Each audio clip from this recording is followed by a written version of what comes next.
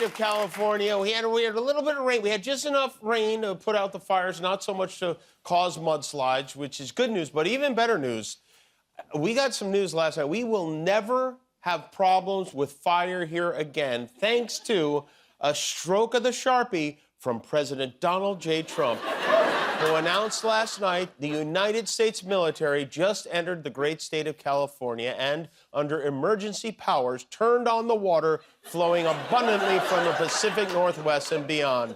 The days of putting a fake environmental argument over the people are over. Enjoy the water, California. Well, thank you. We will.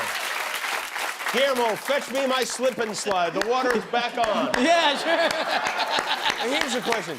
Do you think he actually believes this happened, or does he think we're so dumb we believe it happened?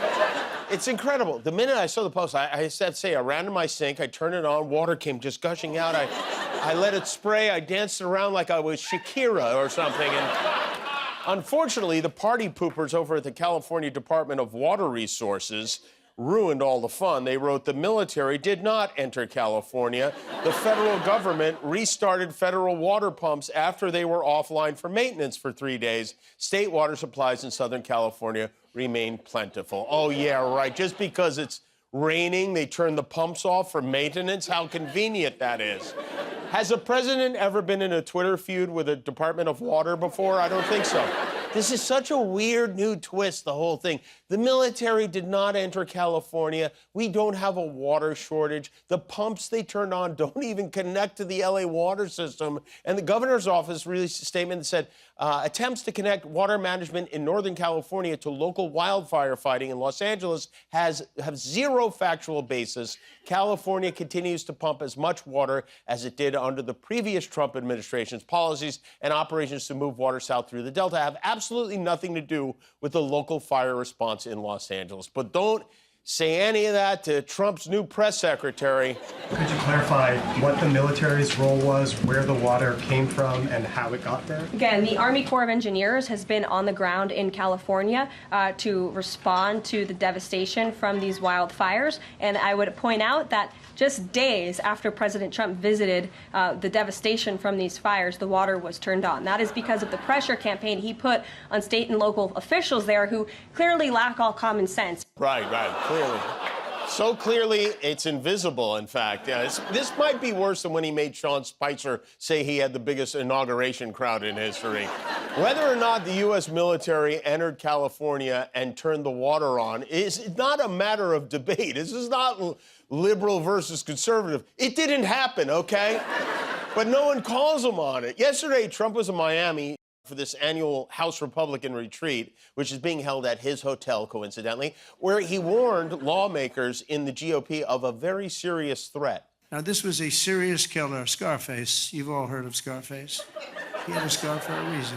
He didn't play games, but he was Scarface. Of course, nobody ever called him Scarface to his face. They said, Al, you look great today. Hey. Gee, who does that remind you of? Anyone? Sir, your hair looks great, and everyone in L.A. is really loving that water spout you got us, that's for sure. Trump has now been president for 8 days. I'm not kidding, it's only been 8 days. I've aged 9.5 years. I've had 3 grandchildren since January 20th, okay? Anyway, after one long week of work, yesterday it was time to take a break and hit the links. Here he is at his golf course in Doral. I thought all federal employees were supposed to be in their office now, but Trump claims, he says golf is his exercise, which is how I learned that golf isn't exercise. But I have no problem with that, by the way. I want him to play golf every day, 36 holes from dawn to dusk. Keep the man busy. He's so full of himself right now. He's even started joking that he might try to wrangle a 3rd term. I've raised a lot of money for the next race that I assume I can't use for myself, but I'm not 100% sure because, I don't know. I think I'm not allowed to run again. I'm not sure. Am I allowed to run again, Mike? I better not get you involved in that argument. Mike, that's our next president right there. That's Iron President Mike. Trump's ego was out of control the first time around. This time he's got a bunch of knob gobblers buffing his ball sack 24/7. trying to impress him with how much they love him. You remember when he pitched the idea of putting his own face on Mount Rushmore to Kristi Noem, who was governor of South Dakota at the time, and she laughed, which was the appropriate response. She thought he was kidding. Well, that was years ago. Since then, Trump has done so much. He has so many new felonies under his belt, which is why a Congresswoman, Anna Paulina Luna, from Florida, of course, has officially introduced legislation to put President Trump's face on Mount Rushmore. She says his remarkable accomplishments for our country and the success he will continue to deliver deserve the highest recognition and honor on this iconic national monument. Let's get carving. That's right. We must waste no time immortalizing our glorious leaders' numerous chins in stone on this national... It's going to be great 100 years from now when kids on the field trips ask their teacher, who's the one with the comb over? What is... Tribute-wise, Mount Rushmore seems a bit premature, does it? But it is an enormous, a very popular idea among those who can't name 3 of the 4 people on Mount Rushmore. Where'd they even put him? Mount Rushmore's too crowded as it is. I mean, look at these two. These two have been French kissing for like 100 years now. Meanwhile, I don't know what happened to that wall he was so hot on building. I guess he forgot about that. But during the campaign, Trump promised to build an impenetrable dome over the country, similar to the one he tries to hide with the Aquanet and the Propecia every day. Trump signed an executive order to create an iron dome to protect us from ballistic and hypersonic missiles and other missiles that Trump learned about from half-watching Top Gun on his plane last year. But he's been in office for a week. Jabba the Pizza Hut is already building a Death Star. A dome like this makes sense for a country like Israel, which is surrounded by enemies. It doesn't make sense for the United States, which is surrounded by Canada and Mexico. Of course, the way Trump's been going, Canada and Mexico may start firing missiles at us. We don't know. There is a lot of unrest as Trump cozies up to these dictators and threatens our friends. And as a result, the annual reading of what they call the Doomsday Clock has us now closer to the end of the world than ever before. We thus move the clock forward. It is now 89 seconds to midnight. This is the closest the world has ever been to midnight. Okay, then why are you using a clock you got at Home Goods? I mean, why is the end of the world being measured on a mom clock they got on the clearance table at Marshall's? It's 89 seconds to midnight. The clock has a second hand the size of a 2x4. And we've got drones to worry about, too. There have been new reports of more mysterious drone activity over New York, New Jersey, Pennsylvania, Virginia, Delaware. People keep asking me, what do you think of these drones? What do you think? As if I know anything about drones. I can't even work a drone. My mother bought me a drone for Christmas. I took it out of the box, I charged it, I put it back in the box, and that's where it remains forever. You know what I think the drones are? I'll tell you what they're. Divorced dads enjoying the only hobby they have left. What a coincidence. The aliens decided to start hovering over suburban neighborhoods at the exact time drones became a popular Christmas present. Isn't that something? This drone mystery is something Trump promised to look into, and he criticized the Biden administration. He said they were holding back information, but now I guess he did look into it because we got a definitive answer from the White House today. I do have news directly from the President of the United States that was just shared with me in the Oval Office. From President Trump directly, an update on the New Jersey drones. After research and study, the drones that were flying over New Jersey in large numbers were authorized to be flown by the FAA for research and various other reasons. Oh, case closed then, I guess. They're for research and various other reasons. I bet all you conspiracy goose feel pretty stupid right now, don't you? The New Jersey drones would be a great AAA baseball team, wouldn't it? That, by the way, was the new White House Press Secretary, Karoline Leavitt. She's 27 years old. She's the youngest press secretary ever. She's married to a much older real estate magnate, which, in that case, you're hired. Leavitt is now the ringleader at the White House, where she promised a new and more circus-like atmosphere going forward. We welcome independent journalists, podcasters, social media influencers, and content creators to apply for credentials to cover this White House.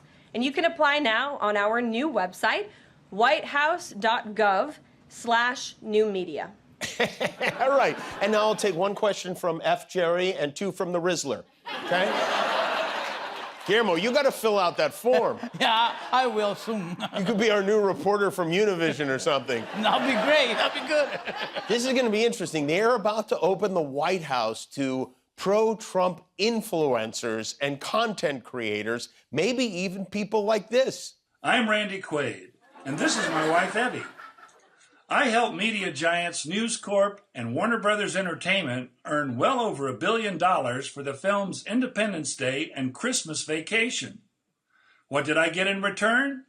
A Warner Brothers exec, Bruce Berman, stole my house. Warner Brothers even had my wife and I falsely arrested 6 times by TMZ. Rupert, you want to me? I'm gonna you. Evie, put this on. Yeah, Rupert! Yeah! I'm back! I'm Donald Trump, and I approve this message.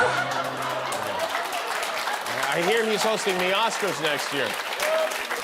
While Trump was in Florida playing golf, the governor of Florida, Ron DeSantis, was in Washington over the weekend, speaking at the anti-abortion March for Life rally, where he made darn sure everyone in attendance knew where those little white boots of his stand. Florida is now known as the state where woke goes to die. Florida is the state where everyone goes to die. Okay? But I'm sorry, go on. But let me tell you, since we were able to beat Amendment 4, Florida is not only the place where woke goes to die, it's the place where babies go to live. Thank you. Yeah. Good one, Ron. You nailed it again.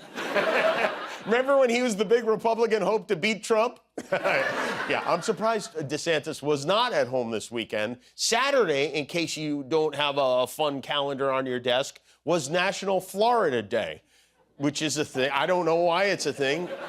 They banned all the history books, so no one knows why it's a thing, but I feel bad that I missed it. Florida is a never-ending source of amusement, so to celebrate their special day, belatedly, we put together a montage of all the wonderful things the Sunshine State has to offer. A Florida man arrested today after he drove his pickup truck into the ocean. It's not my fault, the truck don't serve. Inside any Goodwill store, you're bound to find old clothes, used books, and toys.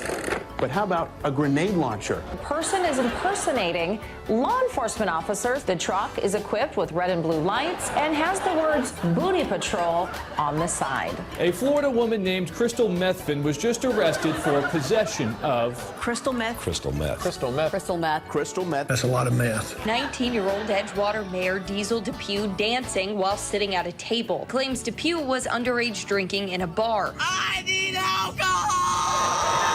The sheriff says that 6 officers were hurt during the game and that a horse was punched in the head. Monkeys with herpes on the loose in Central Florida, and they could bite your kid. A Florida man hospitalized after he and his grandmother did some coke and then ate a pufferfish. Authorities say a woman pulled this alligator out of her yoga pants during a traffic stop. At least a half-dozen gator attacks this season around the Tampa Bay area. Eric Murda is one of those who lived to tell his story. Do not feed the gators. Never change, Florida. Happy day.